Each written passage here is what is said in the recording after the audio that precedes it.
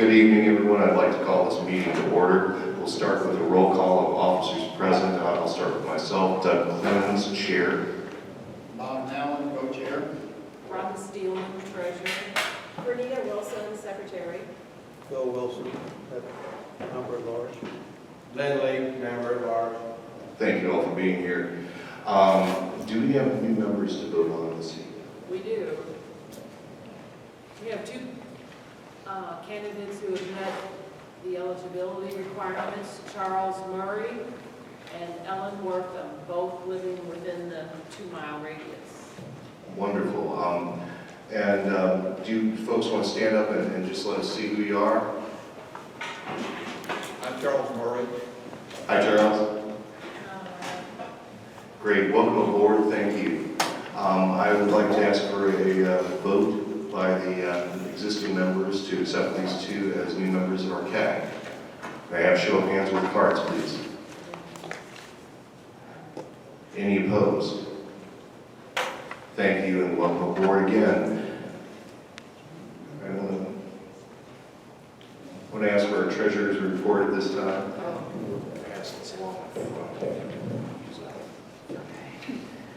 The month of July, we started with a balance of $383.97. We received $70 in donations. We had disbursements of $57.42 for office supplies, leaving us with a balance of $396.55.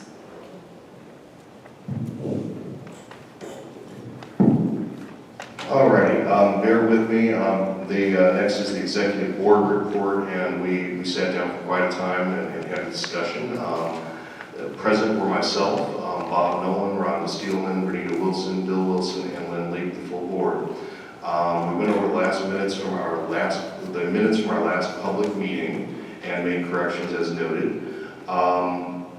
We discussed Dawn Chapman and Oak Ridge findings at BMAC versus what was put out recently by the EPA. That was just a topic of discussion. We also discussed the new members, which we just voted on here. And we did have some conversation about our last running meeting where we discussed the use of time and how efficiently and effectively the meeting could run. We will move forward with exception. The chair still has discretion on who speaks, but at this point we would like to instigate that once you have spoken, we're going to get through the round of individuals who are waiting to speak before you're called and recognized again. There are quite a few folks that stand in the back of the room that are unable to enter into the discourse a lot of times. One of the things that was talked about also was the notes from last meeting. I actually wasn't present for this part of the meeting, where there was a discussion of the depth of the soil samples taken at BMAC, and we were informed by someone that the standard is about 6 inches versus the 2 inches which EPA took. We had some questions about that. I believe the individual this evening that brought this to our attention is going to ask a formal question this evening, as she talked to me about it before the meeting. Now we do have some needs. There are 6 of us. We work pretty diligently at this, but we do have subcommittees. And one of the things that we dramatically need help with is our membership committee. Membership to this organization actually follows certain guidelines in our bylaws. In order to do that, we have to keep track of certain things. We have to keep track of contact information, meeting attendance, the such like that. Rhonda, who is our treasurer, handles the treasury and the notes, for meeting attendance, make sure that the emails get out to everybody and that sort of thing. If we could have 1 or 2 people who would be interested in giving her a hand, it would be a big help to her. The other thing is our tech committee. We would like to have a tech committee meeting later this month, and I would like those individuals interested in participating with the tech committee to please see me after we're done with this meeting this evening. One other thing about sign up and keeping track of membership, etc., is outside we have sign-in sheets, and we encourage folks to please sign in. We will not put you on a mailing list for Publishers Clearinghouse or try to sell you anything. What we're trying to do is establish contact so that it's easy for the EPA to get information out to you, it's easy for you to get information about any meetings that you missed here. So if you sign up, give us your email. and request to be on our mailing list, we can get that information out to you more effectively and efficiently.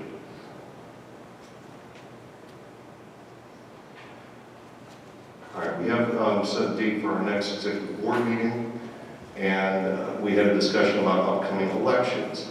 And I'll just lump the upcoming elections into the discussion about these notes. At this point, there are 2 seats, and that would be the 2 right here at the end, myself, Doug Clemens, and Bob Nolan, who are chair and vice chair. We are up for election this coming December. We are currently forming a nominating committee that will have 3 people for nominations by the end of November for an election in December. So any interested party, anybody who is a member in good standing is eligible to run for these positions. And please don't be ashamed to run. Let's see, Task has put out a new letter for us to kind of give a summation of a lot of the things that we talked about in detail during these meetings. And one of those things is the work plan for the pre-construction work plan for the trench, as we all lovingly call it. There are sheets out front. I hope everybody got one. And it kind of boils down a lot of what we talked about in the more layman's terms, so you can be familiar with the issues and form your own questions and have a more sensible discourse about what EPA is trying to do up there.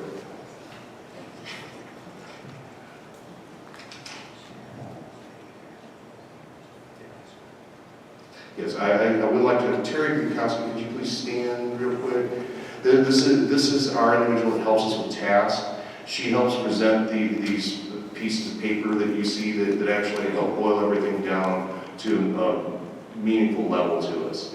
And she's available for questions after the meeting if anybody has any for her about the sheet, about the information that she presents for us, or something that you need help with. She'll be happy to help explain some of the technical aspects of the situation. Thank you, Terry. All right, so moving on to old business. So this is another part of the discussion of the executive committee. During the committee, it was unanimously decided that we will hold on a letter that was authored in respect of a motion made at the last meeting. I want to talk a little bit about this. There was a motion made by Charles Bell, who is a member in good standing and a local resident here. And he asked for the resignation or removal of the Director of Region 7, Carl Brooks. Now, we can't say that we disagree with Charles Bell in this particular instance. However, we do see that the CAG's purview is slightly overstepped here. The office is a presidential appointment office. We're in the middle of an election year. By the time anything gets done about this, we'll have a new president, possibly a new appointee. We did have a vote, and it was a 14-0 vote. And we want that to be recorded duly, that the community is reflecting anger and disappointment with EPA. And we believe that vote should stand, we believe that motion should stand, and we have tabled the letter for future use if necessary. Moving forward, I'm calling for new business at this point. New business, I would like any elected officials to please stand or represent an elected official. Didn't see any in the room this evening. Linda Eaker from Bridgeton City Council. Mark Patch from Bridgeton. You guys snuck in on me. All righty, I don't see any federals or states. Great, thank you both for being here, it's very important. Any motions on the floor for new business? It's really Mr. not Bell. new business, but just got a simple thing. Fire department is going to bat for us to get us a warning sign in Spanish Village, so siren. And I know Linda's going to take an area. We'll take San Clemente. If anybody else that lives in Spanish Village would be willing to get some signatures, Kathy's been going door to door. She's about to be from it. So if there's any other Spanish Village residents that'd be willing to get some signatures to help out, see us after the meeting. We'd So appreciate by it. petition, we're trying to get a new siren put into Spanish Village. So any residents to help out with that. Matt, did you want to add anything to that? It was brought up at the last CAG meeting after it was over by Lynn that they were having an issue County, the warning siren system is going to be one of the methods of notification in the event something should happen. It was brought up that there was not an audible siren anymore, or at least they felt that it was broken. So we did some investigation, found out that when they did the rebuild with the current ECC money that everybody voted on several years ago, the siren that was in Spanish Village was deemed to not be needed. So the build out did not have a siren for that area. We were able to pick up on that. We had some folks from St. Louis County observe the last tornado siren testing last Monday. They agree that it's not adequate, especially in light that it's going to be used as a notification system. So we have written a letter to the ECC board. We're asking the residents of Spanish Village to get onto this petition drive. We will submit that as well, and hopefully they will agree that the siren is needed in that location. So that's where we're at. Great, thank you, man. I voted for that bond issue. I thought it took care of all the sirens. Yeah, it was a couple of years ago, and they do have a new system in place. It's just not adequate in that area. Well, they don't know there's any houses back there. They do not. No, I meant the landfill doesn't remember. It's not, this isn't the land. Are there any more statements or questions or motions on the floor for new business? Seeing none, we're going to move forward to a presentation given to us by Mary Peterson with the EPA, and she's asked for the microphone, so I'm going to hand that over to her. Actually, Ben first. Oh, Ben first, okay. I'm going to give him the mic too. Thank you, Doug. My name is Ben Washburn. I work with EPA Region 7 in the Office of Public Affairs. I know quite a few of you, maybe not all of you. My job is Community Involvement Coordinator to work with the community, communicate with the community, have a back and forth dialogue to ensure that the agency is hearing, listening to the concerns of the community. That's my job. Previously, we've had Dan Gravatt come up and he would answer the questions literally verbatim, read them. We wanted to have something that is a little bit more engaging to try and provide a better experience for you guys who come here. Take time out of your evenings. Mr. Gravatt is still here, still able to answer questions, but we're going to try something a little bit different, a little bit more efficient, and make it a better experience for everyone here. With me tonight, I have my EPA colleagues, Mary Peterson, she will be speaking in just a few minutes, Jeff Field, the branch chief from Missouri-Kansas Branch Superfund Program, Dan Gravatt, who is the project manager. We also have our federal partners from ATSDR, Erin Harmon here. She is back with us now. And from the Corps of Engineers, we also have Robin Kiefer, we have Jason Liebert, and we have Dave Kalerick, all from the Corps of Engineers office here tonight. I would also like to thank Ms. Eaker and Mr. Fetch for their continued participation and attendance here at the CAG meetings. Thank you very much.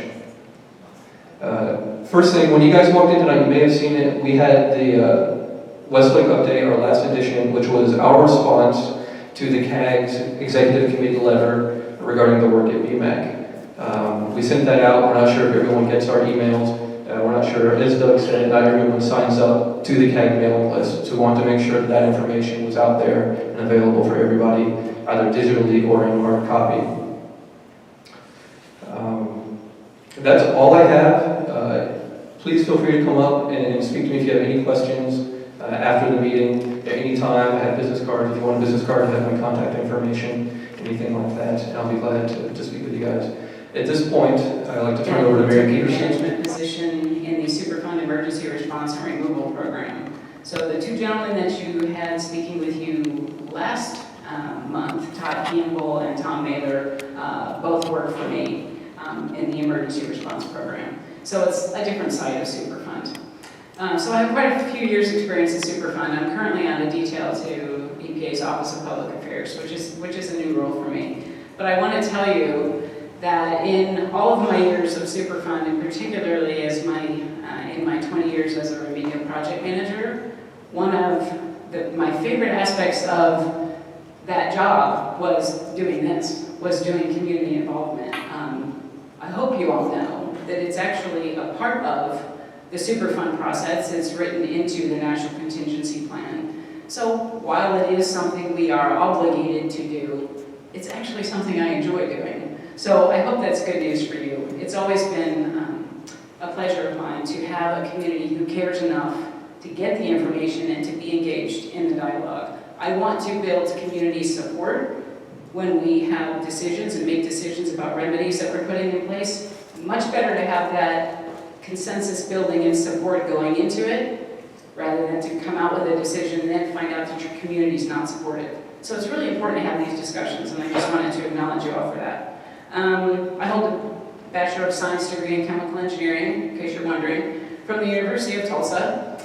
And the last thing I want to let you know is I'm actually a St. Louis girl. I have roots here. My family moved to this area in 1976, and I graduated from Parkway South High School, so it gives you a little bit of a frame of reference. I grew up a Cardinals fan, watching Ozzie Smith backflip onto the field, so it gives you some frame of reference. Ben, you want to hit my next slide here? Okay, this gives you a little bit of an outline of what I'm going to be talking about tonight. Just a few things. I want to hit on a summary of the response to the CAG Executive Committee regarding BMAC. I am not going to read the letter that is out there on the table for you to take, but I do want to summarize it because I think there are a couple of points that are important to make, mostly because I want you all to have really good and accurate information. Okay, so that's my point in covering that tonight. My second point is to talk about the soil sampling results from BMAC. Since the last CAG meeting, that report has been issued. So we actually have definitive soil sampling results to talk about. And then thirdly, I'll provide a response to the CAG questions that were submitted to us, which were much abbreviated this month, so made that quite a bit easier. All right, thanks, Ben. Okay, with regard to the response to the CAG Executive Committee on BMAC, like Ben mentioned, we issued the West Lake update July 30th. It's there for your reading. It's on our website, and it's here tonight. We've covered that. All right, in terms of a summary, just a couple of points, and I know, I apologize. I just violated every rule about PowerPoints. There's way too many words on that slide. The main message here is that EPA's messages regarding the suitability of BMAC were phased. Okay, so initially, before we did the gamma screening, we evaluated the existing body of validated scientific data that existed, and we very carefully crafted a message that we could put out regarding the suitability of that part based on what we knew. Then we conducted the gamma screening, and we recrafted the message because now we knew a little bit more. We had a little bit more information to base a message on. And then finally, following the results of the soil sampling, we could make even more definitive conclusions with regard to health implications. And so we recrafted that message. And so each time, that message was crafted based on the body of information that we had available.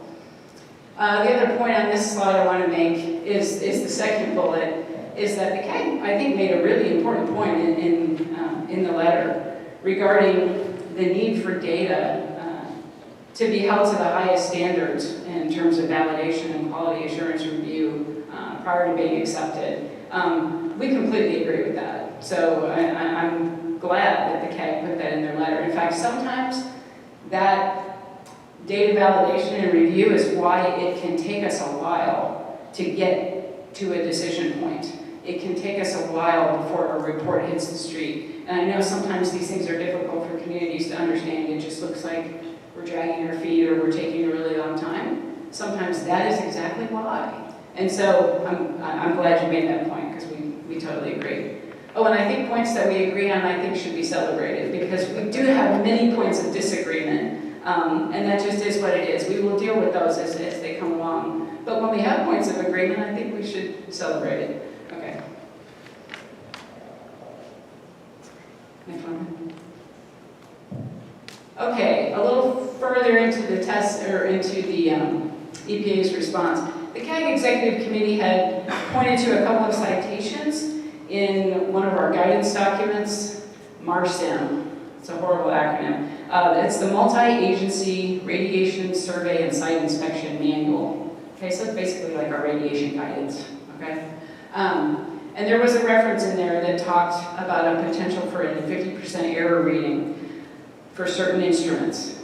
But if you read that sentence in its entirety, it refers to an instrument that has a needle reading, okay? It's an analog piece of equipment. That's not the equipment EPA used at BMAC. Okay, we used a digital equipment, digital detector that was connected to a computer. Okay, it was not an individual reading a needle on a meter. Okay, so it eliminated the possibility of human error. Okay, so that particular reference is really not applicable, I guess, if you will, to the work that EPA did. Okay, next one, Ben. Regarding, the CAG had also made a reference to a MARSIM citation about calibration and the use of a pressurized ion chamber, or a PIC. So let's take this two issues. With regard to calibration, I think at that time, whatever EPA had on the street may not have explicitly talked about the calibration methods. So it was a valid question to ask. Although this reference has some issues, EPA did in fact calibrate the equipment. It was calibrated according to the manufacturer specifications prior to even being shipped out to the field. And then once in the field, our equipment operators, who are highly trained in the use of this equipment, did response checks twice daily for each detector that was used. So there's a lot of equipment monitoring and calibration that was performed. Now, the statement regarding the pressurized ion chamber, that's only necessary if the information from the detectors is being used to draw health-based conclusions. Okay, so essentially, you don't need to use the PIC if you're collecting soil samples.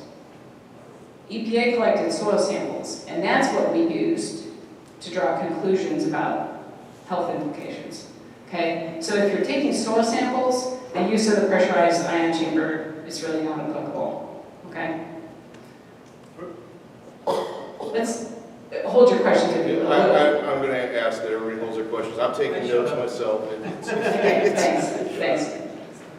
Okay, with regard to lead-210, I know that executive committee had some questions about that too, and I think essentially just was not aware that EPA had actually analyzed for lead-210. So, but we did. So that, I guess, is essentially the answer here, is that EPA's assessment did include the analysis for lead-210. And with regard to the statement about the Everline report, high concentrations, again, I think just a cautionary statement there that uses of terms like high, it's a qualitative term, we can't necessarily draw conclusions about health implications there, and that the levels reported in the Everline report were actually below EPA's preliminary remediation goals. So it was below a level that EPA would consider a level of health concern. Okay, with regard to the BMAC soil sampling results, this is the only slide I have for you tonight. I'm not presenting data tables and things like that like Todd Campbell presented to you last month. Just some summary statements. The report's issued, it's out on our website. You can look at all the data tables there if you want to. If at some point in the future you would like for us to do a more detailed presentation as to what those data tables say, we can certainly do that. But for tonight, for the sake of brevity, I'll just summarize. The report was released on July 34th, or 31st. It contains results of more than 100 soil samples that were collected from BMAC, Coke, and Blanchette parks. The results of the samples from all three of those parks were consistent, and none of the samples contained detections at levels of concern for human health. Okay, not one of the 100, more than 100 soil samples collected at those three parks contained any of the radionuclides at a level of health concern. Okay, that's a really important point. Okay.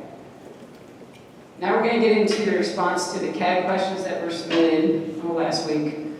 The first question had to do, and I just paraphrased, I'm not reading it word for word, but the first question had to do with the time that EPA has spent on isolation barrier versus a ROD amendment. So a couple of points here is that work is progressing on both of these actions concurrently, but we certainly acknowledge that a significant amount of time has been spent in recent months looking at alternatives for the isolation barrier. The Corps is devoting a number of resources evaluating options for the isolation barrier as well. And on the subject of resources, because I think that may be really what the CAG is getting at, is how are your resources kind of being divvied up and among all these various tasks. So I want to just make the point, we've augmented our resources by tapping into other parts of EPA or other agencies where we can get expertise and bring expertise and additional resources to the project. So we're using EPA's Office of Research and Development, the United States Geological Survey, and the Army Corps of Engineers, as you know. And that EPA certainly remains focused on selection of a final remedy. It's kind of like, I envision it like driving down the highway, and you've got your eyes set on the goal where you're headed, but sometimes cars cut in front of you, and there are things that you need to pay attention to. And so sometimes you need to pay attention to the car that's right in front of you. It doesn't necessarily mean you've taken your eye off of where you're trying to go. Okay, you're still trying to get there, but you do need to deal with the car that's right in front of you. So yes, sometimes things come up that we need to focus on, but we've not lost sight of where it is we're trying to go. Okay, the second part of this question the CAG asks, kind of just to outline the steps, kind of what is the path? What's the pathway to get to a ROD amendment? So I think this subject actually warrants further discussion in the future CAG meeting where we can get a little bit more into the detail. We actually do have a fact sheet we can keep out front on Superfund and the process prepared for us by Terry. Good. Because there is a process and it's Yes. worth knowing. Okay, good. So you've provided some kind of general information about the Superfund process. Excellent. Okay. So the next steps for this project are that EPA would approve the supplemental feasibility study work plans. The PRP then would prepare those additional reports. They would be submitted to EPA for review. At the same time, they would be submitted to the Corps for an independent technical review. The PRP would then revise those reports per the comments from the Corps and EPA would approve those reports. Next slide, this is a continuation.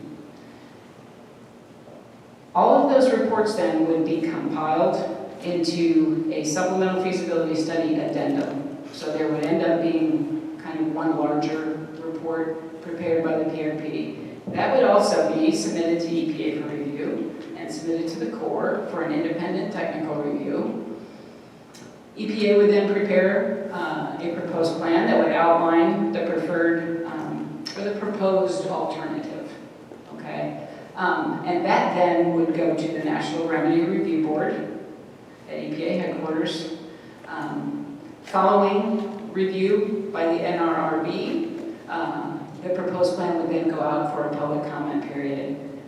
During that time of a public comment period, there would be an official public meeting with a court reporter, transcript is collected, the community has an opportunity to provide comments either orally at the public meeting where they're recorded on a transcript, or anytime during the comment period, the public can submit written comments. So, and then following that, EPA would prepare the actual ROD amendment, which is our decision document, and a responsiveness summary. So we would have a response to every comment that is submitted during the comment period. It goes into a responsiveness summary and it's attached to the ROD. So that's, in a very brief nutshell, the steps in the process. To the extent that you all want additional information on that in the future, we would be happy to oblige. Okay, my last one, I believe, or close to the last. The last question submitted by the CAG was with regard to, basically, can EPA provide a list of activities that are currently underway and scheduled for completion? And I'm going to answer this in two ways. First way is a little bit indirect, so bear with me. The second way is a little bit more direct. Indirectly, I wanted to reply by pointing you to the Path Ahead document. I don't know how many of you visit our website frequently, but a couple months ago we started creating this little publication called the Path Ahead. And it's really intended to answer this kind of question, which is what's currently going on and what is the relative order of events that are things that are coming up. So that's what that's intended to do. We're trying to update that document monthly.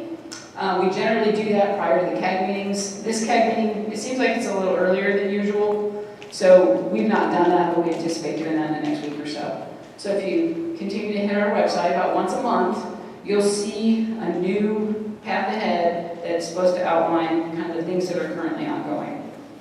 Dates and schedules, difficult, really difficult to pinpoint because a lot of things are in flux right now. I think you know that. Things change quite a bit. So it's tough for us to predict with any certainty, and we don't want to disappoint y'all. So it's tough to predict with any certainty when certain things are going to be done. To the extent we can do that, we'd like to. But that's what we're trying to accomplish with the path ahead. I hope you find it useful. Okay, next slide. So this is the more direct response, since I have not had time to update the path ahead. The currently ongoing activities include pre-construction activities related to the isolation barrier. I think you may have noticed, I think Republic is putting in the litter fence has been going up. My understanding is that started happening in the last week or so. I don't know if you all have noticed that or not, but there's been some litter fence going up. Evaluation of isolation barrier, that should say options, not report. So the Corps is heavily engaged in evaluating options for an isolation barrier. EPA continues with the off-site air monitoring. That might also be a topic the CAG might consider for a future CAG meeting at some point if you want one of our on-scene coordinators to come in and talk about all the air monitoring that's going on. There's quite an elaborate system that's been set up. And then the United States Geological Survey is preparing a report with the groundwater, for the groundwater data. So those are kind of the things that are ongoing right now. Like I said, in the next week or so, we plan to update that the path ahead document for you all to see on the website.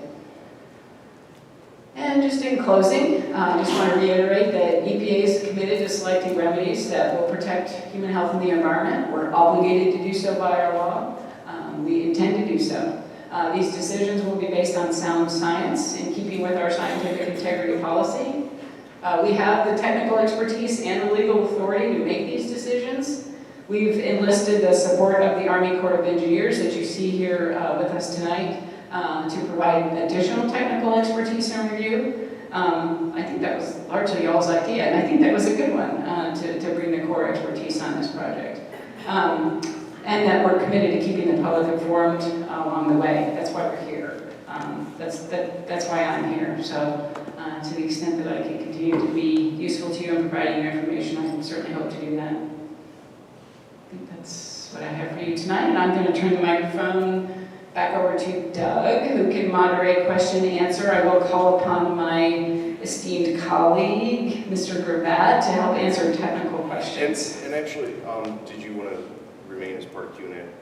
Sure, yeah, I think Dan and I... We can set you guys up with some chairs up here. I know you like to be down on the floor. We can sit there, whatever Okay, you like. Dan, I can just for stand here. Dan, ease you of wanna the come up and- microphone passing is what I'm concerned about. All right. Can we just stand right here? Sure, and I'll just hand the microphone back down. Actually, I'll join you on the floor. That'll work. Okay, folks, and we have a smaller crowd here this evening, so I think this actually should allow for a little bit more in-depth our Q&A time. I know that there's probably a couple questions that will be generated right off the bat from the answer for question one, but first off, the way this works is you raise your hand and you're recognized by the chair. And wait until you're recognized before you speak, and when you're finished, we wait for a response, and the next person gets to raise their hand and go. So we're going to open this up for Q&A at this time. Any hands, please? Yes, right here, and please state your name for the record. Debbie Disser. My question is about the depth of the soil that you tested. You said you only tested 0 to 2 inches of the surface soil. Yet in one of your Superfund health contaminants radiation documents, it says that the sampling depth should be up to 15 centimeters or 5.9 inches, and that you also should be, I'll just read it. It's recommended that the additional sampling beyond this depth may be appropriate for soil. Keep talking. It's further recommended that additional sampling beyond this depth may be appropriate for surface soils under a future residential use scenario in areas where major soil disturbances can reasonably be expected as a result of landscaping, gardening, or construction activities. In this situation, contaminants that were to death can be moved to the surface. Thus, it's important to be cognizant of local residential construction practices when determining the depth of surface soil sampling and to weigh the likelihood of that area being developed. To me, grooming of a ball field would fit this characterization, because when they do grooming, they sometimes aerate the fields, and they also, when they replace the soil on the fields, they can go down to 4 to 6 inches. So why did you not go down to at least 4 to 6 inches to test the soil?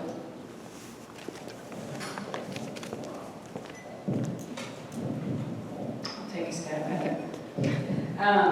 And I'll say too, there may be times y'all have questions that we can attempt to answer here.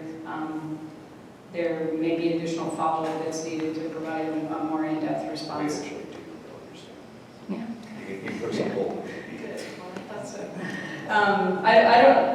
I think we should look into it further and provide a more formal response to that, but kind of my knee-jerk response is surface soil sampling is generally 0 to 2 inches surface soil. That's what people tend to be exposed to, as opposed to a deeper strata. And I think the reference you cited made reference to a residential setting, which a facility like BMAC is not considered a residential setting, it's a recreational use. So the 0 to 2 is more appropriate for the purpose of the soil sampling we were conducting. And aeration, I don't think with that, I can't see aeration. I'm equating to what I know happens in my backyard when we aerate, and those plugs are about 2 inches. So I've never seen aeration go down to a depth of 6 inches. So again, that's my knee-jerk response. I think that's one that we should put on the table for a not necessarily better response, but a more formal response. But that's my knee-jerk. Yeah. Go ahead and say your name. My name is David Kirkman. Just a couple comments about the presentation, and it's going to sound like my adversarial. I apologize for that right away. There were a couple things in there that struck me as difficult to swallow. The first thing was when you were talking about how you kept refining the messages, you got more information. It's difficult for me to swallow from a scientific. And you don't say, in my opinion, it's hard to say when people are saying, is this safe? This doesn't seem safe. We've got demonstrations that this isn't safe. You don't say, well, we don't have anything that says it isn't safe. So it's safe until we prove otherwise. You would get scientific measurements that say, okay, now we have a definitive answer, or even a preliminary answer. And that's not really what was done. We didn't have any good answers when first we came out. You guys, but it was us. You're our government. We all. So the first response we got was before we had real good data to say that it was safe. And I find that it's great that we fine-tune the statements as we get more data. But to put a statement out there before we have somewhat conclusive data, to me, is erroneous. You're giving people a false impression that it's safe before you really know it's safe. I'll let you respond to that if you'd like, but that's one of 3 things I wanted to comment on. David, go ahead and make your comments, because I'm trying to give voice to each individual as they come. Go ahead and make your comments, and are you comfortable responding to all those points first, or do you want to do them one at a time? If I can remember them. All right, you want to do them one at a time? It might be better. Okay. All right, so we're going to allow David to make 3 statements. I promise it'll be. Okay. Yeah, and I guess I acknowledge the point you're trying to make there. You know, in the absence of EPA having collected data ourselves, initially, EPA had not collected the data, but we did examine the data, scientifically valid data that existed on record from other agencies, from the state. And so we crafted our message around that data. You're right, at that point, EPA had not collected its own data. But from that point forward then, we had the gamma screening, which provides qualitative qualitative data. So our statements, I think, were appropriate for the data that we had. And then, of course, we all feel much better about making statements after having soil data. Okay, would you agree? I would absolutely. Thank you. So, I mean, and that was the point. We had to, we want to get messages out to the community that are appropriate. It was certainly our intent to do that. We believe we did that. And our statements could get more and more definitive with the more data we had. So that was that's what we attempted to do. You may disagree that our statements were appropriate, but again, sometimes we're going to have things we disagree on. Sure. As well as, and we may just disagree on this, although I'm not sure how somebody who's used equipment would disagree with this. You stated that digital is much more accurate than analog and much more, you can see it because it's not a needle swinging. And in fact, you need that needle swinging. So the best digital meters have that same needle swinging. They have a digital readout and a needle swinging. If all you have is numbers flashing up, you don't see trends. You can pass right by high levels of contamination because of the response time and the dead time. If you don't have that analog reading below it. So I don't agree. I think it's very erroneous to say that a digital meter is more accurate and reduces the likelihood or the accuracy. Now, if you're using a piece of digital equipment that has an analog readout as well, sure, maybe you've got more modern equipment that is more accurate, but the digital versus analog, that doesn't bias. Because anybody who does any testing uses an analog scale as well, so you can see trending. Otherwise, you can miss very large quantities of, or very large high levels of contamination. And I've seen it missed on food rep sites by people using analog because they move too fast. Okay, we can get some clarification from our field personnel. I wasn't actually out during the, I wasn't reading the instruments myself, so we can get some clarification. But I think the citation from the CAG Executive Committee. And I'll actually give you the point. I'll give you the point on that citation. Well read through that was speaking to the readout on an analog swing. Now, mind you, I don't know what it means on the digital because I didn't find a reference point. But Well, the concern in the statement, or the citation from the Marston guidance was referring to how the needle swing can result in a 50% error, and it had to do with human interpretation of what that needle swing was conveying. And so our point... Parallax? Is that what you're talking about? Like parallax there? I don't know. I'd have to look back at the actually, Marston it would be parallax error. Well, and any reasonable meter has a mirror behind the needle so you don't get parallax.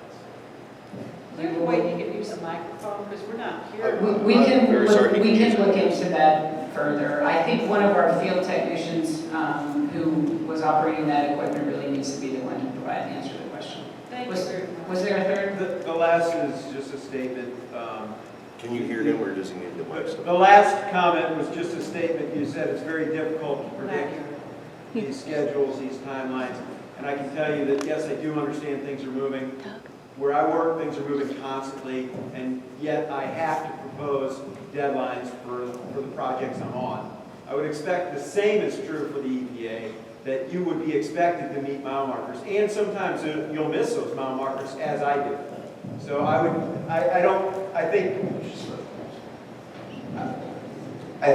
think saying that you can't put a schedule out there because things are too fluid, I think that's backing off, because as I said, in my business, things are constantly fluid. I have to put a deadline out there, I have to put mile markers out there, I have to put schedules together. Sometimes I have to push those schedules and I miss those deadlines. And that's a fact of doing business. But you still have to put them out there so people know, they have expectations, they see movement. If my bosses don't see movement on my projects, I don't stay employed. And we would like to see you stay employed. I also actually want to tack onto that question just a little bit, and have you addressed that with your relationship to PRP's timeline? I know that PRPs also add to the completion time for a project. Could you explain that a little bit to the crowd while talking about your I'll try. For fund lead projects, maybe that's what the point you're getting at, when we don't have a potentially responsible party, timelines do tend to move quicker. It's a little easier for the agency to get things done when it's a fund lead project. By fund lead, I mean where the super fund is paying for the investigations and cleanup, and that only occurs at sites where we do not have a potentially responsible party. So schedules can be more expedited. But at sites where we have a potentially responsible party, schedules do tend to get more protracted. We have to negotiate orders, which takes some time. The PRP then has time to submit work plans, which are submitted for agency review, there's contractor selection and things. So schedules do get more protracted, certainly at sites where we are dealing with potentially responsible parties, which is the case here, as you know. Now, to get to your point, as far as schedules on our path ahead, there are certain things that we can do a better job of having a schedule. For example, work plans that are submitted, which I think are coming due. The supplemental feasibility study work plans, I assume will have schedules. And I'm looking at Dan for confirmation. Generally, work plans have schedules in them. Things like design submittals will have a schedule. Those things are exactly what you were talking about. Schedules for completion, they'll have milestones all along the way and report submittals. So there are certainly pieces of the process that are much easier to nail down schedules. Some of the more general things we're talking about, it's a little more difficult. But I understand where you're coming from. I think in our next update of the path ahead, we'll try to at least build in some timeframes. What I want to be cautious of is setting false expectations for the community. I don't want to put a date certain out there and just build up an expectation and have something kind of blindside us, for lack of a better word, and throw us off course, and then to have y'all lose trust in us. I mean, so we're cautious about it. So just, if I could, Matt? Go ahead, I don't see competition right now, but. Response. I don't think there's anybody in the group that would feel worse about us missing a deadline than this amorphous we're working on. Okay. I think everybody would be more happy to say, okay, so the EPA didn't make the commitment they made, but they made progress, as opposed to, well, we're working. That's kind of the feeling that I get from the people I talk to. Well, we're working on it. What does that mean? So I'll leave you with that. I won't say another word. It's a valid point. Duly noted. And the path ahead, we actually think that's a great concept. I think you're in a room full of people who get into the minutia, so we don't mind a little minutia in the path ahead. Direct links to reports and things like that. So next questions or comments out there, Ed? My name's Ed Smith with the pretty loud. I know we got people over here hard to hear. My name's Ed Smith with the Missouri Coalition for the Environment.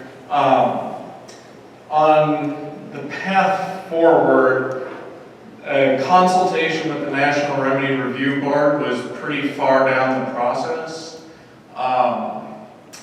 The entire reason there's a supplemental to the supplemental feasibility, as I understand it, is at the request of the National Remedy Review Board because of stuff that was missed in the supplemental feasibility study, which was approved by Region 7 without the NRRB. And so I'm curious as to why there would be a decision made by Region 7 and then it would go to the National Remedy Review Board instead of consultation with outside experts throughout EPA before that decision is made. Thank you, Ed. Good evening, everybody. I think you all know me. I'm Dan Gravatt. And I'm not going to make Mary answer this because the SFS has been my project for the past few years now. I wanted to correct a couple of things in your statements there before I go to the answer that you're looking for. The work that the NRRB requested in their supplemental feasibility studies was not information that was missed in the supplemental feasibility study. EPA, Region 7, and headquarters put their heads together to create the scope of work for that supplemental feasibility study, and at that time, all those reviewers decided on what we should evaluate in the supplemental feasibility study, and it did those jobs very extensively. The National Remedy Review Board said they wanted to broaden the scope of what was evaluated. So that was the reason why the supplemental feasibility study work plans are needed, not because something was missed in the SFS, but because the NRRB wanted a broader review.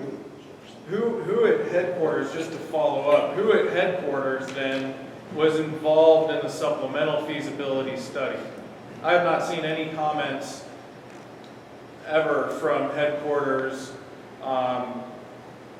suggesting what ought to be done at the site, other than from the Office of Research and Development and the National Remedy Review Board. Sure. If you go back and look at the various comment letters that EPA generated on the supplemental feasibility study work plan and then the various versions of the supplemental feasibility study report, those letters from EPA to the PRPs do not specifically identify which comments came from which set of reviewers, but the headquarters office of Osborne, what does Osborne stand for? Osborne, Osrady. Osrady or Osborne? I think both. Osborne is Office of Solid Waste and Emergency Response. And Osrady is?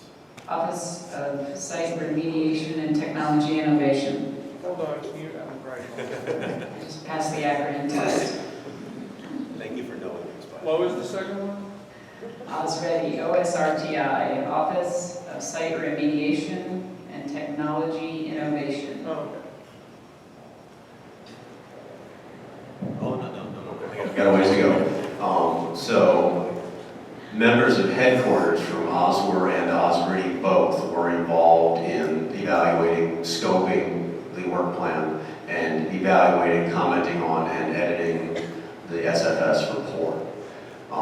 Now, some of those people from Oswer and Osrady are also on the National Remedy Review Board, so they've had a presence on this project since early to mid-2010 when we started and finished writing this work plan. They were not involved on behalf of the board at that time, but being board members is another hat that these people wear, some of them. Does that answer your question, Ed? Or is there more to it than that? Well, the more to it is, why does the NRRB have input after Region 7's decision and not before? Oh, we don't get to make a decision before we go to the National Remedy Review Board. They're going to be involved in approving, not the headquarters Osrady and Osborne people will be involved in approving the supplemental feasibility study work plans and the supplemental feasibility study reports. And once we have that revised, or the SFS addendum, I think is the term that you used, that'll be an addendum to the existing SFS. It takes into account all the new broader studies. The region will draft a proposed plan. It will not go out for public comment at that point because it's not approved for that use. That's when the region has put together its proposed plan. We take that to the National Remedy Review Board, present the alternative that we think is the best match based on all the new data that we have. They will review the amended SFS and our proposed plan, and they will give us an approval or approval with comments or some form of feedback. So it will not be just the region's decision that this is the proposed plan. The NRRB will be involved in that, and headquarters will too, because regardless of, for any remedy that goes to a proposed plan stage, whether it's an expensive enough one to need to go to the board or not, headquarters reviews proposed plans. So there are at least two other levels of review within the agency. It will not just be the region's decision of what the remedy in that proposed plan will be. Thank you. Thank you. Go ahead, please state your name, though. My name is Dawn Chapman. I have a question about that. So where does the community fit in? You know, it sounds like Superfund, at least like, you know, on the plan ahead and stuff like that when you look it up, and especially the fact that you're here tonight, it sounds like it's designed to be like a triangle, right? With like the company, EPA, and the community. dealing with a site like this. You know, almost like it's supposed to communicate, and then even reading up more on Superfund, it seems like there's a lot of community input, you know, especially from these CAGs and stuff. If that were really working the way it's supposed to, wouldn't we get to see that plan? You know, there's a lot of bouncing back and forth behind the scenes of this plan. It just, you know, and I get it, that's Superfund, it's not just specific to West Lake, but that's very frustrating. You know, this is a really, you know, once a plan is approved, then the public gets to see it. Does that not seem frustrating to you guys? A little bit? I mean... Thanks, sir.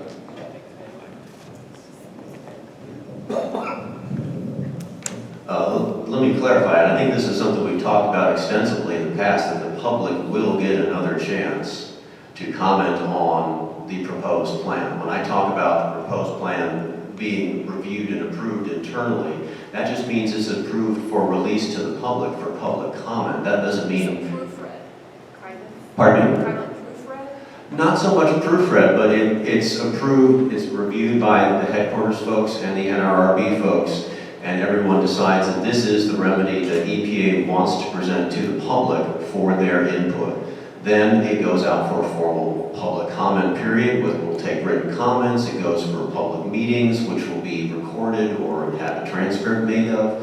And that's, you know, that's something I know you guys have had concerns about all along, is, you know, when will we get to formally say we approve of this or we don't approve of this for the record, and you will get that chance. It just has to be after all the different parts of EPA agree that this is the plan that we want to propose to you guys for your opinion.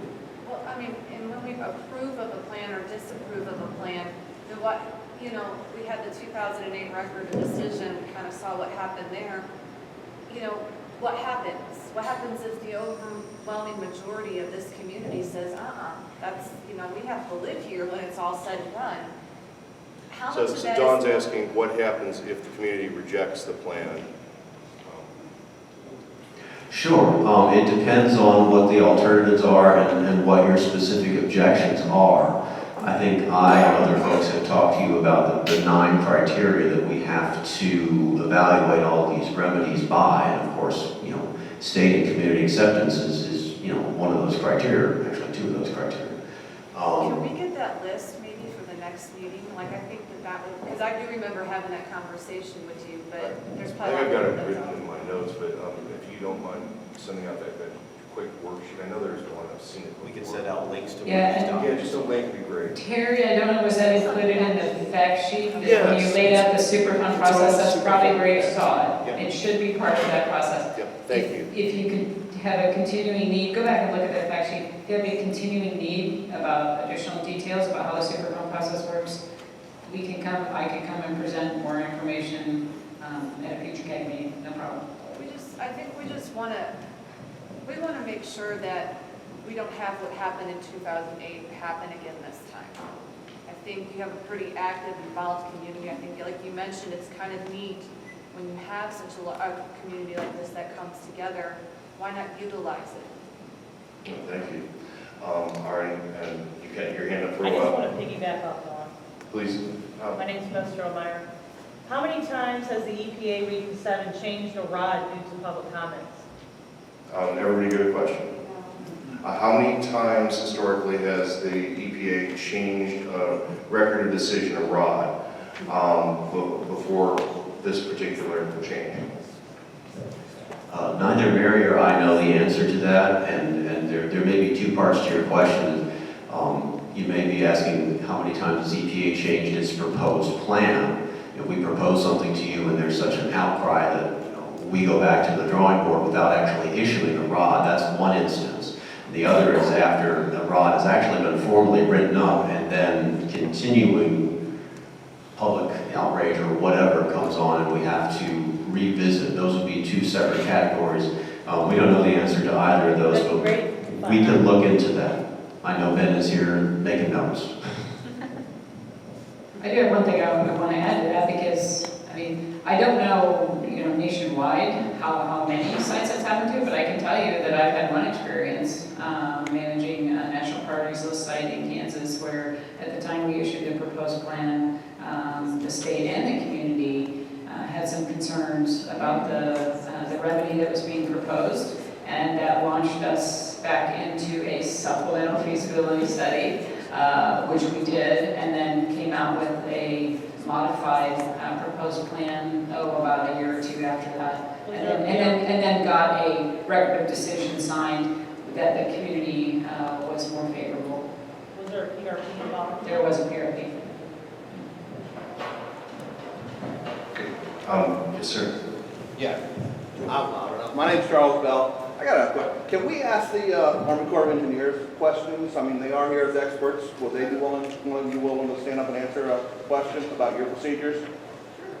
My question would be, if you have a subdivision or a park that you were testing and doing soil samples, to what depths would you look at and how deep would you go testing if you had probable cause that there's radiation contamination in that?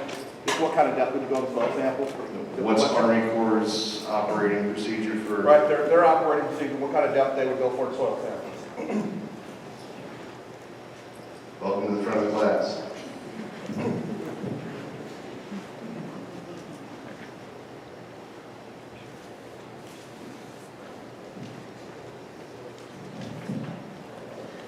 The answer is that it depends on what, pardon me? Reminded we are. Oh, Robin Kiefer, I'm the project manager with the Corps of Engineers, managing the West Lake support to EPA.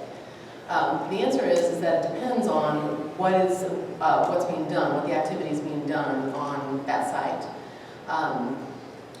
And as Mary indicated, 0 to 2 inches is normally what you would take during a surface sample. So I think my personal opinion on my experience would be on a ball field, that when the kids are on there and what they're going to be exposed to is usually within the upper 2 inches, they're going to slide, they're going to kick up dust, that's what they're going to breathe in. That's what you really wanted to test because that's where the exposure occurs.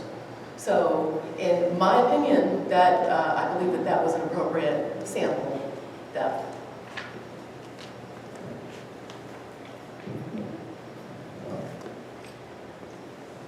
You need a mic? No. My name is Glenn Lake, and I coached for many years. And on ball fields, we have changed bases from one distance to another, and those pegs go down 8 inches. So I beg to differ on what we're exposed to on a ball field. And that happens daily, changing those bases. Yeah, that was a comment that's going to respond. The only mention I want to make there is that that's a tiny percentage of the total area that the kids are running around on. If we want to be representative of what the kids are exposed to for the vast majority of the time. Next question or comment? Saw a hand up here somewhere. Yes, ma'am. Please give your name. Jenny Turner. Was the EPA or the Army Corps of Engineer involved in putting the waste in West Lake? Actually, I'll take this. No. This waste was left to dry over on Laddie Avenue, just outside the airport. It was sold to a company called Cotter Corporation, and Cotter Corporation was selling it third hand to a company mostly in Colorado. The market fell out, and at the time, I believe it was the AEC still, it might have been the DOD, it was somewhere around there. They came in and said, hey, you're due to clean this up by the end of this year. That was 1973. And so they said, no problem. This is October of 73. August of 73. By October, they had cleaned it up. They hired a company called B&K Construction, which actually was behind my house where I grew up. And those guys took bulldozers and dump trucks and brought it to the local landfill. So no, the government actually directly didn't have anything to do with it. Some of us think that perhaps the regulating body should have kept a closer eye on Cotter Corporation, which is now owned by a giant corporation called General Atomics.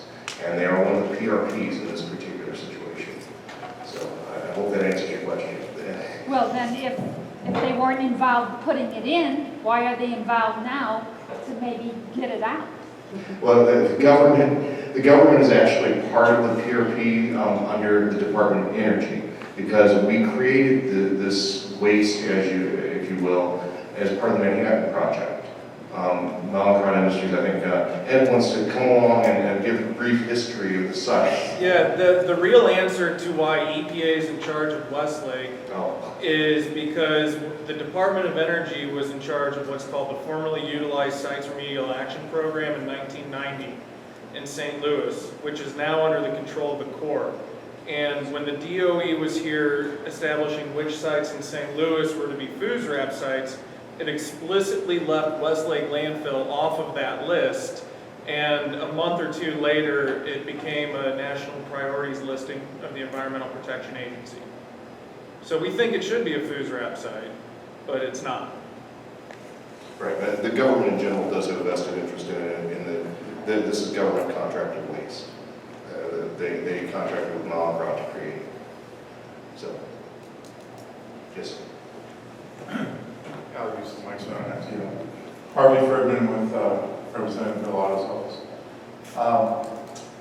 The NRRB, do citizens have access to that group? Do they ever entertain citizens actually come up and coming to them and talking about the sites with them?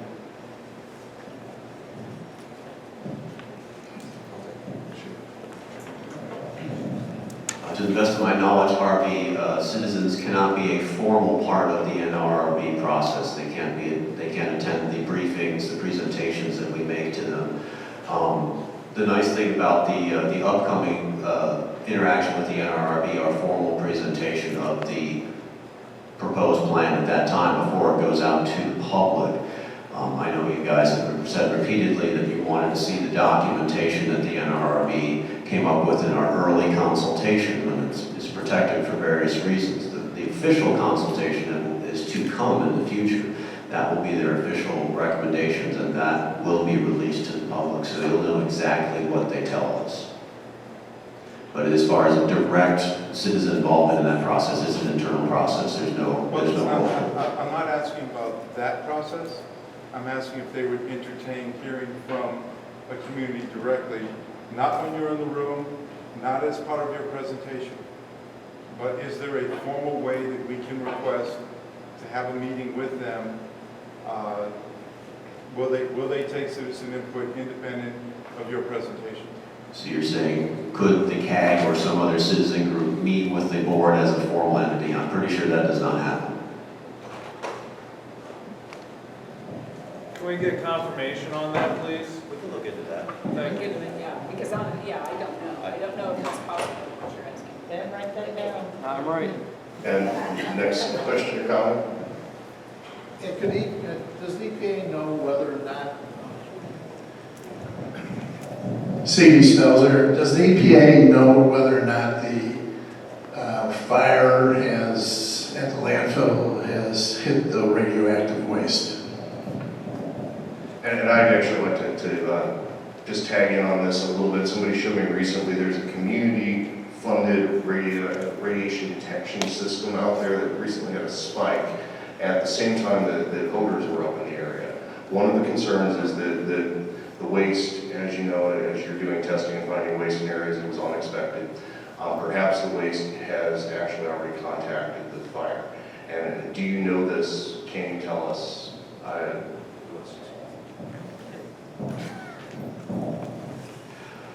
We have no evidence that that fire is anywhere near the rim, even in the extended area that we recently found to the southwest near the transfer station.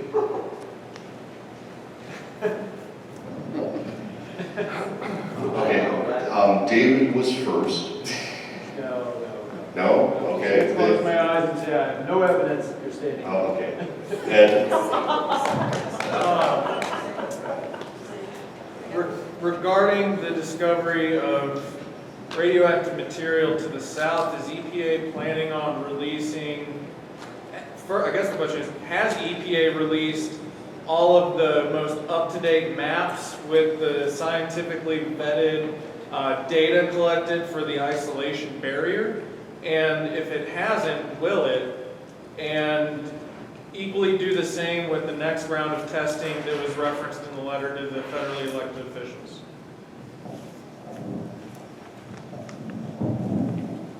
Okay.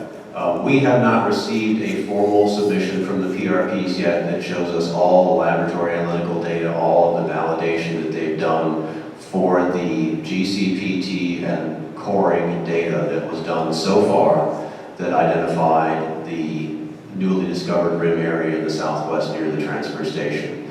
And the reason they haven't done that yet is because we know there's going to be an additional phase or phases of work for them to finish finding where that stuff ends. Once we have that investigation completed, we'll get formal submittals from the PRPs. We will vet them very thoroughly, and when they are thoroughly vetted and approved, we will definitely share those with you all, with all of the data and the QA and the maps and all the analytical results. So that will be something that we will share with you. How long has it been since the last round of testing by the PRPs, and when do we expect the next round of testing to begin? I think the last round that I'm aware of, I think happened sometime in March, perhaps. There was some coring done. The last bit of the coring and the GCPT work was completed approximately the March to April timeframe, and of course it was a couple of months to get to us the raw data that we've used to start scoping what the next phase of investigation will be.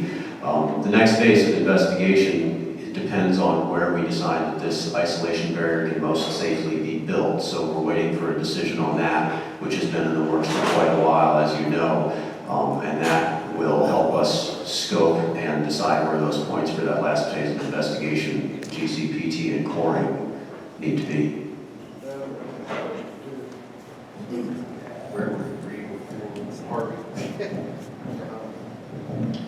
On that point that you were making there about the PRPs, we know they have their own engineer doing the research that they give to the PRPs. Do you see EMSI's report before it goes to the PRPs, or do you only see their data after it's been processed through the PRPs?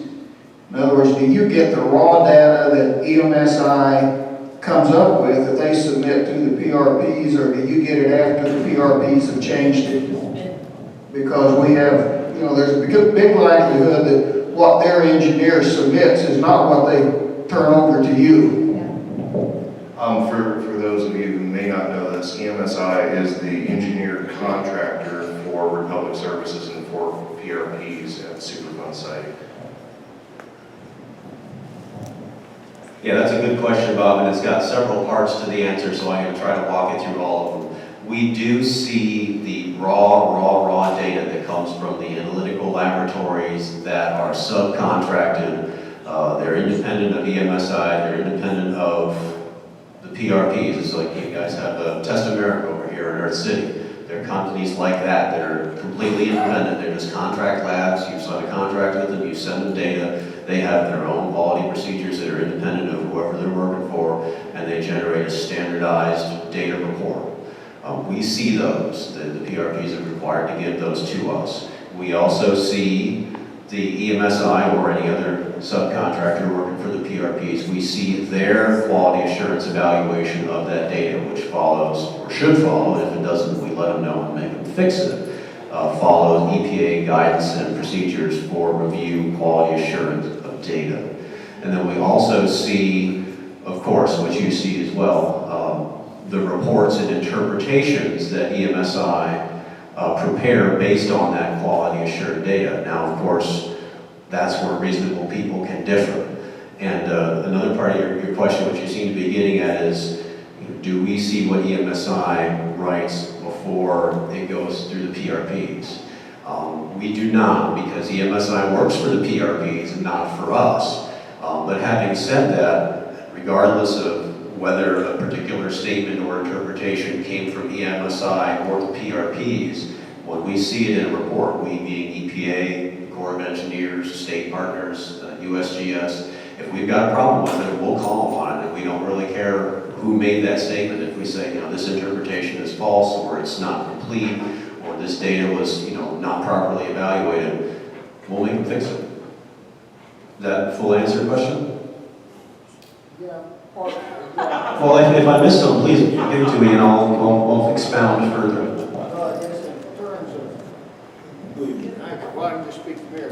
I guess in terms of what the engineering, whether it's EMSI probably, but when the PRPs get it, they can manipulate it however they want to. And so Correct. The question is, do you actually see that data so you know whether it's been manipulated by them or not? And part of that is you said earlier that you base some of your decisions off the PRP's recommendations. And my question is, how do we know, or how do you know that the information you get from the PRPs has not been manipulated so that it comes out differently than what the scientific data actually says? Okay, the statement in there that caught my mind most, I want to refute. We do not base our decisions on the PRP's recommendations. We make up our own minds, Bob. Well, but you said part of that is based on their recommendations. You look at their recommendations. We look at their data and their evaluations of the data and their quality assurance of the data. Actually, just to Kivitz, I think what Bob was referring to is the chart that you put up in terms of the PRP review of your recommendations and the back and forth through arriving at a ROD that can actually be engaged. The PRP's comments are reflected. Can we put that slide back up then? It's like slide. If we had something up there that was confusing, I want to address it now. I don't think it was confusing. It's just the whole. No, just the statement you made a while ago that part of that process is that you review the PRP's recommendations. And the question I had is, how do we know, or how do you know that their recommendations are actually scientifically valid, or are they misleading you? And do you have cross-checks where you do some of that checking and evaluation yourself in terms of that scientific data to know whether or not you're basing your recommendations, or the PRPs are basing their recommendations on manipulated information? Okay, the answer to that question is definitely yes. We do our own independent evaluations of the data, the raw data, QA data that they provide. And that's one of the reasons we have folks like the U.S. Corps of Engineers, we have the USGS. They don't just say, oh, well, the PRPs wrote in this paragraph that, this is what the data means, so we just believe them. We don't do that, no.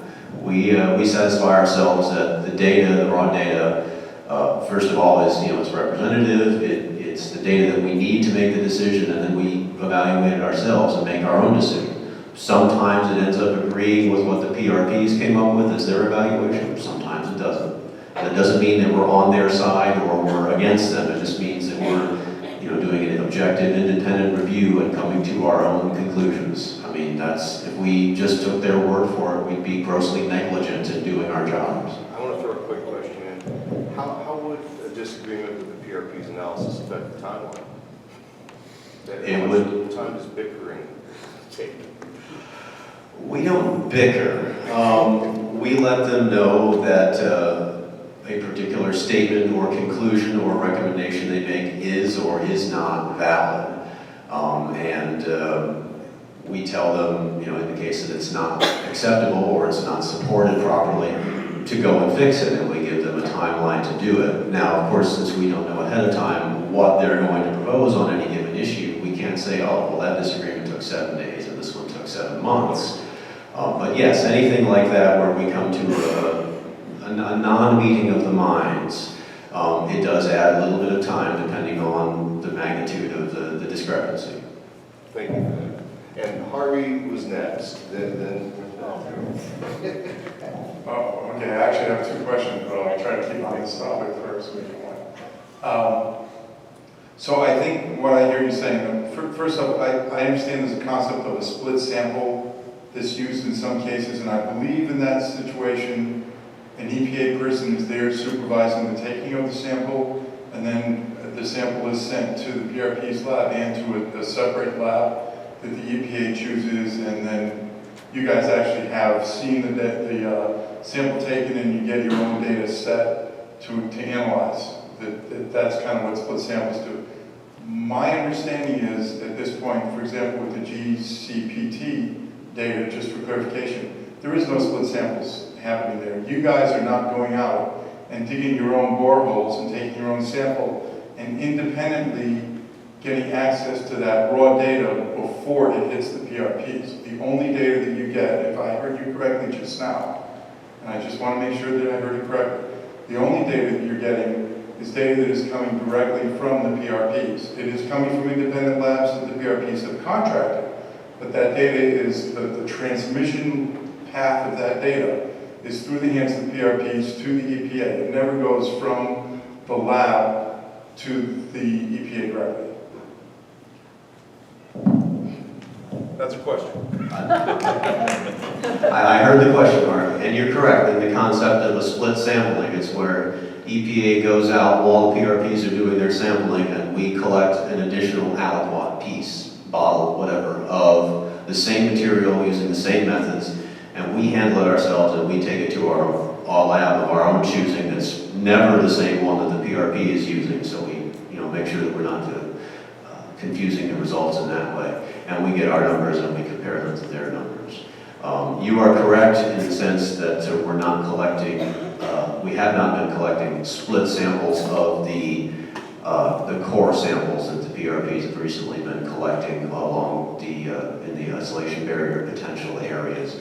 We can't collect a split sample from the GCPT because GCPT doesn't actually collect a sample, it's just a sensor. We can't have our own sensor, jam down the same, 3 inches from their sensor.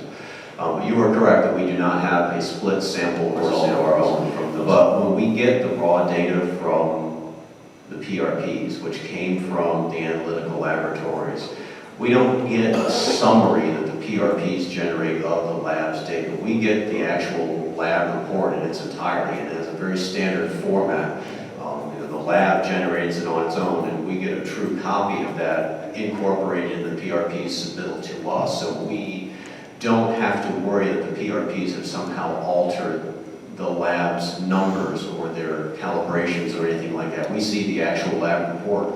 And if we had any sort of a suspicion of some sort of alteration, we could call up the PRP's lab and say, we need an independent verification that this is what you guys actually sent the PRPs. Yeah, I think that my gut reaction to that is that's great, but again, these samples that are being turned over are still being selected by the PRPs, or they have the opportunity, I think that's probably the right way for me to say it, they have the opportunity to filter which samples you get to see. You're not seeing, and I'm not making any accusation here, please don't misinterpret that, but it is still a situation where they have an opportunity for people who want to think that way. They have an opportunity to select which samples they're going to give you, which lab results they're going to give you. You're not necessarily seeing everything that was done by the MSI. You're suggesting an incomplete lab report from the testing facility? No, I'm suggesting selective samples being given to the testing? Okay. Yeah, I'm not saying anyone's doing that. I'm just saying with this system, the opportunity for that abuse exists. Not that it's happening. I'm not making any accusations. I think we heard. And that's a good point, and that is the reason why all the PRPs were out there doing this work. We had an EPA person watching them the whole time. We got to see them pull the cores out of the ground. We got to see them do the initial scan of the core material with a Geiger counter, or not the Geiger counter, but the scintillation detectors, excuse me, to see if any particular strata in that core sample had a higher or lower rate of gamma emissions. And our guys work shoulder to shoulder with the folks who are doing that stuff. And if we were to watch them measure an entire core sample, the machine beeps more here, but they propose to take their sample there, we wouldn't let them do that. We would say sample here where it's hot. So that's the check, where the checks and balances to prevent the kind of shenanigans that you're talking about there, where they're selectively picking samples from depths or areas to make it look, make the data look one way or another. You're absolutely right that the laboratory that analyzes the sample can't affect that, can't reverse that sort of shenanigans, but that's why we were there watching them, to make sure that they picked samples that were representative. Perfect, thank you. Beth, fine.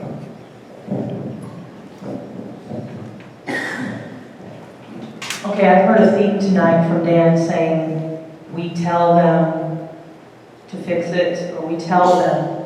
So my question is, since they haven't found an area for the barrier, and they tested a site area that they found it in, that wasn't supposed to be there, we know that they're going to be putting wells in just north of the neck. Why can't you tell them while they're doing that to test at the neck and move up for a clean line instead of way up here at the top moving south? Why aren't you telling them that?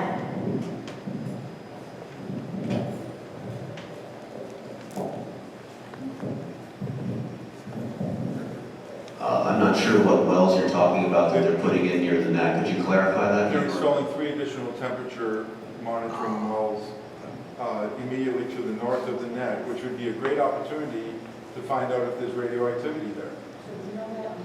They're not taking samples from those areas, I'm going to guess, and I'm not intimately familiar with that. That would be a good question for MDNR to ask exactly how those TMPs are going to be installed, because that's something that's within their purview. That's one of the problems. Right, and actually I was just going to make that comment, in that MDNR is, again, not present at the meeting. We've invited them several times. This site is split in terms of jurisdiction between the state of Missouri, which is handling the regular landfill and the fire, and the Superfund designation, which handles the radiologically impacted materials. Sometimes, as we see, they don't always talk. So there's work going on in near the neck to put in these temperature sensors.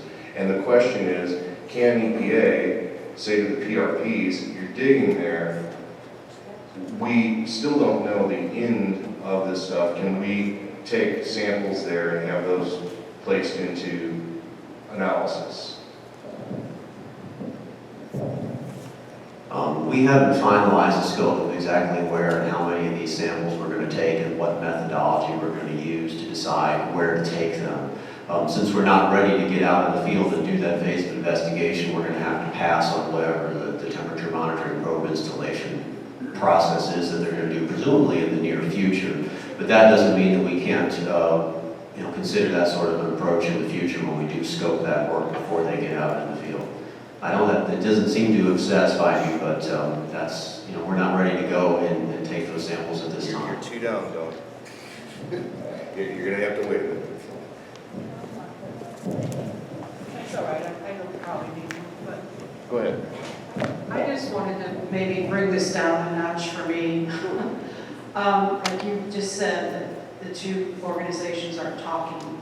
And I'd like to bring this down a notch from all the studies and surveys and bring it as a citizen, as a mother, as a nurse, and a caregiver of children, that this gentleman's question was overlooked when he said on a daily basis, 3 or 4 times a day, that they change those bags, the bases rather, and go down 8 inches. So common sense, I don't care how many degrees somebody has or anything, I'm talking a common sense question. Then why would you want your child, one of them, to go, if dust is being kicked up from 8 inches below, why cannot that be tested as a common sense thing that most people would say, yes, if my child is out there playing baseball for 3 to 5, 6 years, and he's doing that daily, and dust is being kicked up from 8 inches, why can't that be tested for lead or whatever other compounds that may be hurting the public health? And if we can't do this for children, when they make contact radiation at an early age, and then we see it as an adult at my age that they die early of cancer or any other problems. But I was really insulted that this man, gentlemen, I'm sorry, you overlooked, you just kind of bypassed his question. Like, well, we don't really go down 8 inches and that's all. And then you went back to statistics and tables. I found that insulting, and I'm sticking up for him because I agreed with him. And he didn't ask me to ask it, but.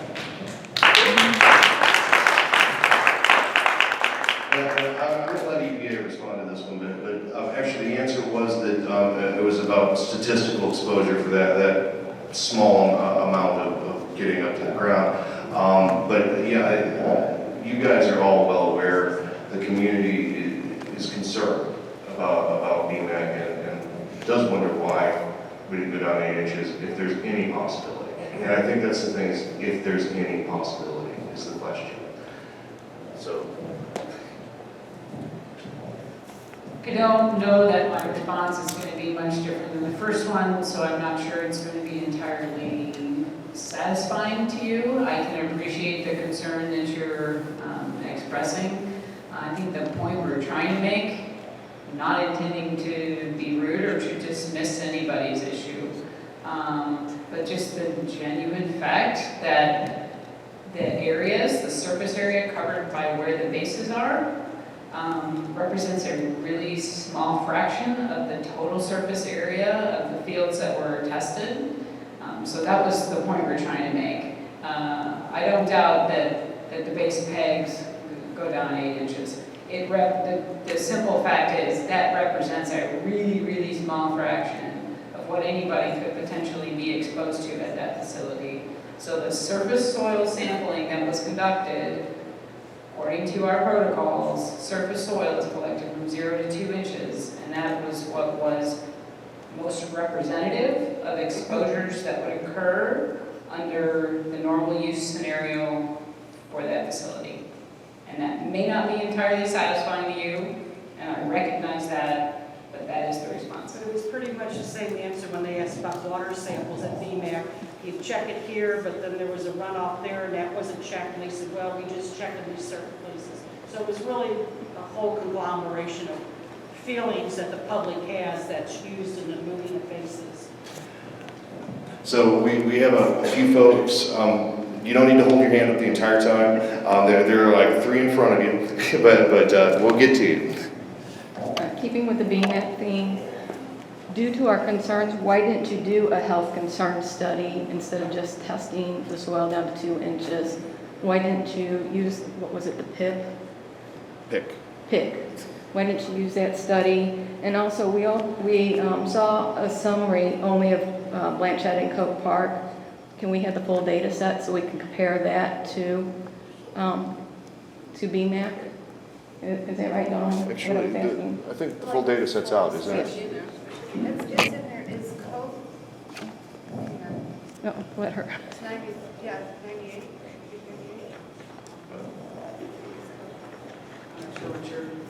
I believe all of the data for Coke and Blanchette Park should be, it probably might be in an appendix to the report, but it should be in the report that was released. All of the data was released.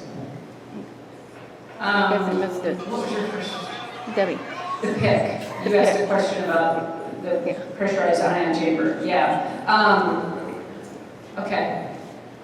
Taking soil data is actually it's a better indicator, better data to use to draw health-based conclusions from, okay? So because we collected the soil data, didn't need to use the PIC. You wouldn't use the PIC in a situation where you're collecting soil data. You would only use the PIC in a situation where you were not going to that measure of actually collecting soil samples. Okay, so it's kind of an either or, and we actually went the extra mile and did the soil sampling. It's better. Yeah. The big concern for why we want it more than 2 inches down below the ground is we grew up around Coldwater Creek, some of us, and they had to go down 20, 25 feet to dig up contamination. That it's the same stuff that was at Laddie is over at West Lake Not and the at Hall BMAC. walls. We're talking about BMAC. But we're talking about haul roads and possibilities of If drift. there's something there, it's the same waste. You're talking about this stuff sat on top of the surface of the landfill before you guys even got there, blew around. You don't know how far this stuff traveled, where it ended up, how far down it contaminated. One of the points that I made, I'm just going to tack on here, but we really got to get through these hands, is that this was also a major haul route. St. Charles Rock Road was the way you got down to Weldon Spring and Rainbow processing. And that went from downtown St. Louis to Weldon Spring. And Foosrap has yet to actually go through all the perimeter sites and all of the side roads and things to check where it fell off the trucks. Because their rod stops just a little bit north of here. So Did you know that, ma'am? Did you know that? No, I Oh, don't you know. didn't know that. I probably shouldn't have answered like that, because you didn't know. Yeah. Sir, you're next real quick. Are you aware that the maintenance people, when they have severe rain, they could go down 6 to 8 inches and turn those fields over? Are you aware of that situation? You know, you can get all kinds of different readings if you come periodically when they do that situation. You know, turning 6, 8 inches over, bringing it on the top. Are you aware of that situation? I don't think so. Actually, I wasn't aware of that situation.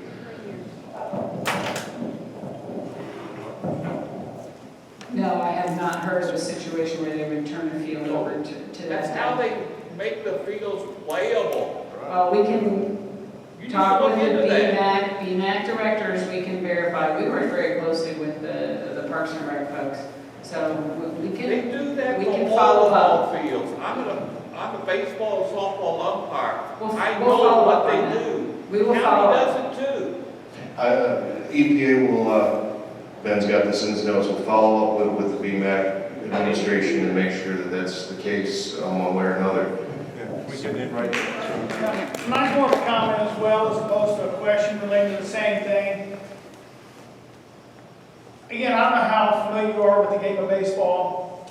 That is a small area in the scope of things, but that area is traveled hundreds of times more than any other part of that field. Those kids are constantly running those base lines. That's where they get dug up at. They're on the ground sliding in it, into the dust.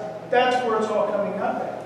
So why wouldn't we be responsible enough to make sure that we're protecting our children by going down to a depth that they can come in contact with? I think the question is, again, we want to be sure if it means coming back and doing 8 inches depth.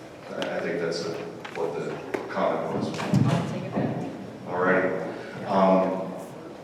Let's see. You're actually next if I don't have any other first timers.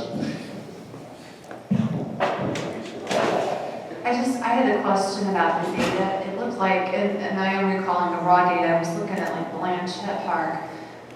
If you compare the samples, it said that there was some that was found above the background threshold, but none of it was above any remediation. It was above, what's it, the pre-surplus screening? Is that? Preliminary remediation levels is probably the Okay. term.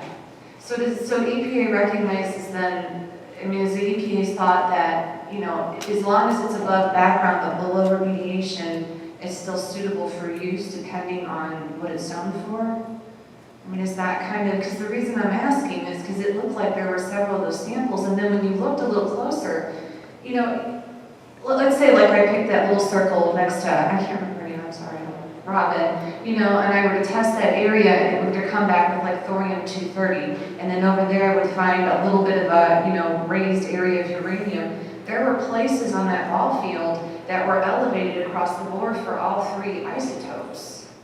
You know, they were above the background threshold.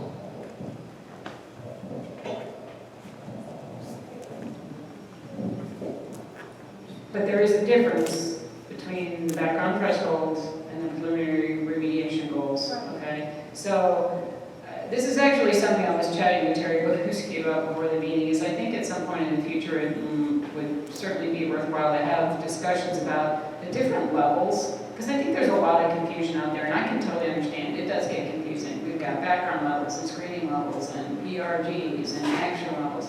There's lots of different levels. They don't all indicate a health concern, okay? So a background threshold level is not necessarily indicative of a health concern. What does that mean? Okay, so it might be above a background threshold level, but below a level of health concern. And I think that's what you're getting at, is some of those areas may have exceeded a background threshold level, but were below the preliminary remediation. And one of the things that confuses everyone is that agency to agency, those levels are different. And that adds to the confusion. You know, not really though. They're site-specific, really, which probably makes it even worse. Let me just, this is my question. Is there anything on that field, I mean, I'm not talking to safe, I just want to know, is there nuclear weapons waste on that field or anywhere else? You know, that's above what you would find in my backyard. Yeah, I've tested my backyard. I know what's in my backyard. They don't know that. Well, I've not tested your backyard, so I don't know what's in your They're much backyard, lower, they're much lower than BMAC, but and I what we've- understand they well, fluctuate, but the background threshold, what does that mean? If you had something, you had stuff that was over that, can you explain that? If you, I don't know what you found in your backyard, but if you're wanting more of a measure of health concern, I would look at using the preliminary remediation goals as more of an indicator of health-based levels. That's what we're using. Yeah, that's it. He's gonna clarify it. He can clarify it. Okay. Terry, yes, background fact sheet apparently. Oh, okay, excellent, good. Yeah, thank you. I was just going to mention the same thing. I think the real question is, at any specific level, independent of whether it's background or it's man-made, so to speak, what is the actual risk factor? So here we may have a background, I'm just going to throw units out, here we may have a background of 2. By my house, we may have a background of 4. What is the relative risk factor? What's my risk at 2? What's my risk at 4? And then the next question is, since remediation appears to be background plus 5 maybe, or something like that, how did you get to that 5? What is that relative risk? Are we talking about that we're going from 1 out of a million to 1 out of 100,000? And now all of a sudden 1 out of 100,000 is unacceptable, but 1 out of a million is acceptable? What is that? What is that gradation that all of a sudden matters? And honestly, there may be places, I'm sure there are places in this country, where the background is high enough that you don't want your kids playing there. Naturally occurring background. So, the question isn't just what is the threshold for remediation. The question is what is the actual hard risk factor, and let's cover the numbers that are typically found here and then typically found up to the plus whatever remediation level. If it's plus 5, for example, whatever the skew background would be here, and then show it all the way up to the plus 5 and say, at this level, EPA would not clean it up. EPA would say this is suitable use. I'm not going to use the word safe because I'm told EPA never says it's safe, but they would say suitable, right? Okay, so we want hard numbers, hard 1 out of 1,000, 1 out of a million, those kinds of numbers. Thank you. Okay, I don't know that any of you need to respond to that. The only response I'm going to make is I think this is a topic that needs a lot more discussion, and I think particularly by some of our health physicists to have those kinds of risk assessment, risk communication discussions. They're really important discussions to have, so I think you're asking really great questions. Can I have one more thing to it? I don't know if no, really. Terry, one of the things that I think is really important for all of us to be able to wrap our minds around it is to also have a chart of other common hazards. What's my chance of being hit by lightning? What's my chance of having a car accident on my way home? Because now, because if you just go back and say, that's a great idea. then I have something I can look at and say, oh, okay, it's 1 out of 100,000 here and 1 out of 10,000 I'm going to be in a car accident. I get it. So we are going to be wrapping up the meeting shortly, so we now need to get down to the last couple. And I've got one in the very back. I can speak, I think, I just had a question, and this is probably a Facebook, not difference, but if we're saying that there was, readings above background, below remediation, I understand that might have different health implications depending on what those levels are. My question is basically, based upon your analyses, were you able to identify fingerprint isotopes that you can trace back to West Lake? In other words, that you find the presence of material that can be directly traced back to West Lake on the BMAC premises, regardless of whether it was determined to be healthy or not? What's the Manhattan Project in general? Well, then, yeah, that's tough to answer.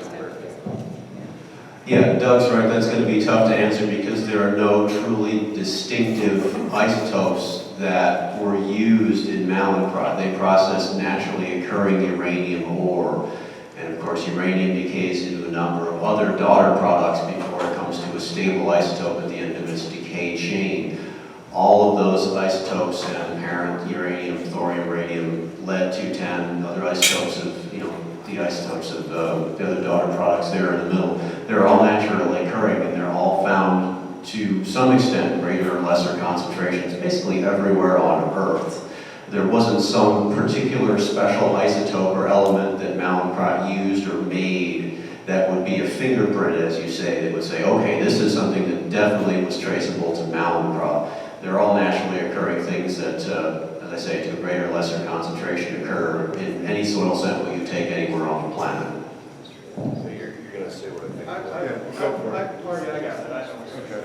I think what Mr. Finney was trying to say is that we know that the radioactivity at the landfill has radium ingrowth, meaning that it's got to catch up to the higher levels of thorium. So I believe that was kind of what your question was. Did you find radium where it would possibly increase in radioactivity over time to catch up with the radium to catch up with the thorium? Because that's not natural as far as I understand it. Because it has to do with the chemical conversions used during the purification process for the Manhattan wastes that are at West Lake and we're at Ladder. So that's just one. I have another one too. That was a clarifying question. I'm going to try to be like perfect. No, that's a good clarifying question. What you're basically talking about is a ratio of thorium to radium concentrations that are found that would be indicative that those isotopes were not in secular equilibrium, and thus evidence that they came from Mallinckrodt. So I see where you're going with that now, and thanks for clarifying that. The bottom line is the concentrations that we found are so low that there's no way to do that kind of a ratio with any sort of accuracy. There's just not enough there to do that ratio. And then my other comment was following up on the health issues. We've seen EPA go to great lengths to let us know that radioactivity is everywhere. We know that. But every time I come here, I'm somewhat dumbfounded by this. The EPA does not acknowledge that it uses what's called the linear no threshold model. This is the second time now that I've had to say this at a public meeting. The EPA endorses the that exposure equals risk scenario when it comes to health and exposure to ionizing radiation. And I would appreciate it if you guys would put as much effort into explaining the health exposure risks that the EPA endorses as much as they do letting everyone know that radioactivity is everywhere. That is definitely a topic that we can add to Mary's earlier discussion of having some health physicists come here and really dig into some of these health-related issues. I know that, underlying all of the discussion points that we have tonight and all the other meetings we've had, you guys are basically just concerned about your health and your kids' health and your friends' health, and we get that. And the explanations of how all those calculations are made and how all the dose response issues are calculated, I'm not a risk assessor or a health physicist. I can't answer them. Mary can, and Robin's not. We don't have any health physicists here. We will definitely work on turning that into a detailed discussion that we can have with the appropriate people here, the appropriate experts, and try to dig into those and give you guys some peace of mind. This is based on the National Academy of Sciences biological effects of ionizing radiation, their 7th report. So maybe we can get the National Academies here too or something. I don't know. So I just have to interrupt something because I can't forget what you said at the last 2 meetings ago. There was an irate civilian or wherever here. I don't know where they came, what subdivision they lived in. And he was so mad, you were trying to calm him down, and he asked you, would you want to live here next to the landfill in Spanish Village, or within a mile and a half or 2, and your kids, and you said, no, I wouldn't live here. That's exactly what you said, and I know that other people that were at that meeting said that. So when we have EPA, Environmental Protection Agency, saying that, that kind of makes people like us go, excuse us, excuse you. I just can't ever get that out of my mind because you were trying to calm him down, now you want to calm me down, so I'll calm down. But I just have to add that, because you said that, so you have to understand the health risk that we feel that, anyway, I'm going to shut up. 'Cause I'm coming up. No, your memory's good. I did say that, but it wasn't because of the health effects, it's because of the smell. I don't know how you guys live with that smell, and I would not live here because of the smells. Okay, we are actually at meeting close time, so hands up for anybody who has a question. All right, I'm going back here first, and we're gonna round it out quickly. All right.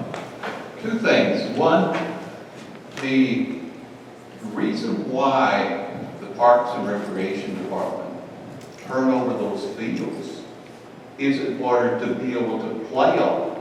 After a big rain, they get in there with their equipment, they turn it over, and they bring all that soil, they turn it upside down. And, you know, you guys have just been here one small time, the week of the 19th of May, okay? I feel that you need to, one, periodically, when the situation happens, when they do turn over those fields, that's when you need to be there to take another sample. You know, things change. You know, it's not a static situation. And you need to realize that our health, my health of my grandchildren, is more important to me than all the money in the world. Thank you very much. Thank you for that. And we will find out what the turnover is for that stuff. Dawn, you have a question? Just really quickly, looking through the FISRAC document from SLAPS, you know, they did go down significant depths, and I know they had a reason to because they knew it was sitting there. But again, just to encourage you guys if you can consider it. The other thing is, I think we're just forgetting just an ordinary mom. I just want to know, I understand that it's not at remediation level, but when I see things that are above background threshold, but I don't see those at Cove Park or Blanchette Park, I get worried. And you can say, well, it's an anomaly. Like, it's funny to have an anomaly that close to West Lake Landfill, kind of like Debbie said. The other thing is, you didn't have just random spots where there was like one isotope present. You had spots where, you know, there was more than a few of them that were present above background. And I get that that's low, and for you guys, looking at those levels and then looking at Westlake, you're like, no big deal here. But for the moms, it's a big deal. It really is. It's part of our everyday decision, so. See that night. Okay, I think we just get comments at this point, so I'm going to take the last one back here, and then I'll let you guys respond. I know you've got a final question for the night. Let me know. It'll be the last question. My final comment is that I have buried one child from a glioblastoma multiforme. I was born and raised in Spanish Village. My kids have spent their lives playing at BMAC from T-ball on. My other three children that I have living today all have health issues, every single one of them. Don't tell me there's not a health risk at that ballpark. And you need to go down further in the ground with soil samples.